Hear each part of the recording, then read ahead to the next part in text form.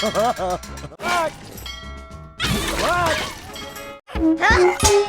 What? It's Ed. It's bad, Kev. There's not much time.